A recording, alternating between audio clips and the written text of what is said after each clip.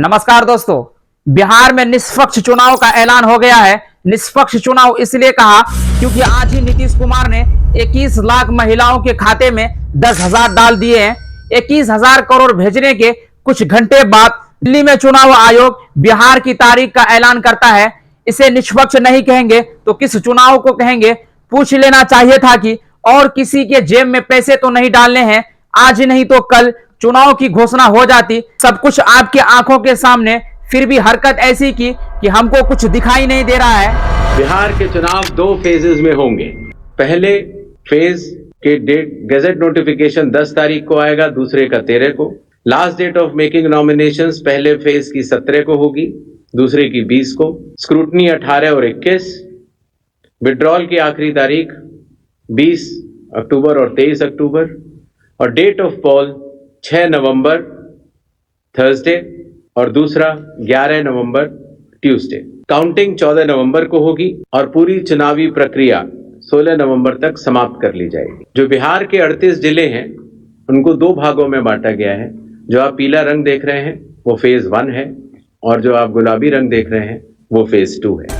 17 अक्टूबर पहले चरण में नामांकन की आखिरी तारीख होगी और 20 अक्टूबर दूसरे चरण के नामांकन की आखिरी तारीख। जेडीयू और आरजेडी ने मांग की थी कि छठ के बाद एक चरण में ही चुनाव होने चाहिए, लेकिन बिहार में 2 चरणों में चुनाव होंगे। पहले चरण का मतदान 6 नवंबर को होगा और दूसरे चरण का मतदान 11 नवंबर को होगा।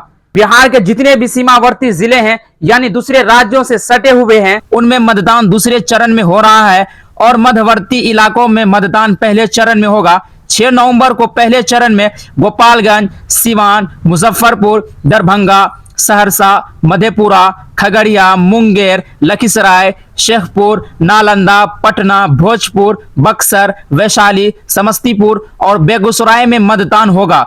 दूसरे चरण में यानी 11 नवंबर को पश्चिमी और पूर्वी चंपारण, शिवहर, सीतामढ़ी, मधुबनी, सुपौल, अररिया, किशनगंज, पूर्णिया, कटिहार, भागलपुर, बांका, जमुई, नवादा, गया, औरंगाबाद, जहानाबाद, अवरल, रोहतास और कैमरू में मतदान होगा।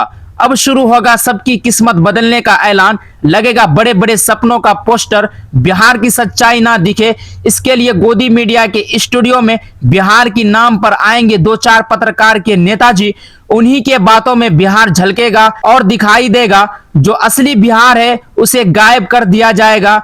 गनीमत है कि 3 महीने में चुनाव आयोग को एक भी घुसपैठिया नहीं मिली, वरना चुनाव आयोग के सूत्रों ने माहौल बनाने की बहुत कोशिश की थी। पूर्णिया की सभा में प्रधानमंत्री मोदी किस घुसपैठियों को रोकने की बात कर रहे थे वो तो मिला ही नहीं। मैं बताता हूं बिहार में कौन है घुसपैठिया। वो गरीब है जो इस ट्रक की छत पर बैठकर काम पर जा रहा है। बिहार में पुल तो बहुत बने, सड़कें बहुत बनी, लेकिन इन जैसे मेहनती बिहारियों की हालात नहीं बदली। यह आदमी कहां काम करने जा रहा है, कितना कमाता होगा, जानने की कोशिश कौन करेगा? आपको पुल और फ्लाईओवर दिखाया जाएगा जिसके ऊपर लगे sign board, boring road, Sardar Patel भवन और एयरपोर्ट की तरफ जाने का रास्ता बता रहे हैं। बिहार का सरकारी आंकड़ा है कि 94 लाख परिवार 10-10 हजार तक ही एक महीने में कमा पाता है। उस बिहार में विकास फ्लाईओवर बनकर सबको सड़क पार करा रहा है। ऐसे ही एक फ्लाईओवर के किनारे बने मकानों के छतों को देखिए, इन छतों की हालात बता रही है। फ्लाईओवर के बन जाने से लोगों की कमाई नहीं बढ़ जाती, इनकी हालात बता रही है कि ये जहां थे आज भी वहीं है। बिहार में अगर कोई घुसपैठिया है तो वो उसकी गरीबी है, जिसे निकाल पाने में नीतीश कुमार भी 20 साल में नाकाम रहे और नरेंद्र मोदी भी 11 वर्ष में असफल रहे।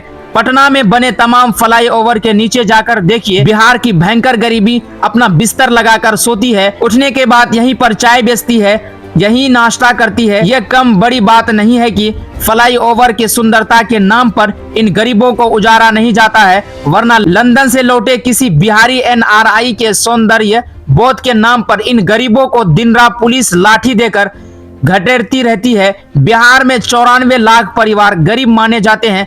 SIR के प्रेस नोट में भी घुसपैठिया के बारे में कोई जानकारी नहीं दी गई। जब पटना में प्रेस कॉन्फ्रेंस में दैनिक भास्कर के पुष्य मित्र ने सवाल कर दिया तो किशोर दुबे और इंडिया टुडे मुख्य चुनाव आयुक्त ने सवाल को ही नजरअंदाज कर दिया। घुसपैठ से जुड़े सवाल को इंडियन एक्सप्रेस की रितिका चोपड़ा ने दिल्ली की प्रेस कॉन्फ्रेंस में और भी ठोस तरीके से पूछा कि बिहार में कितने विदेशी नागरिक मिले हैं, चुनाव आयोग साफ साफ क्यों नहीं बताता। के सवाल भी उनके बाद पूछे गए 4 अन्य सवालों की भीड़ में खो गई।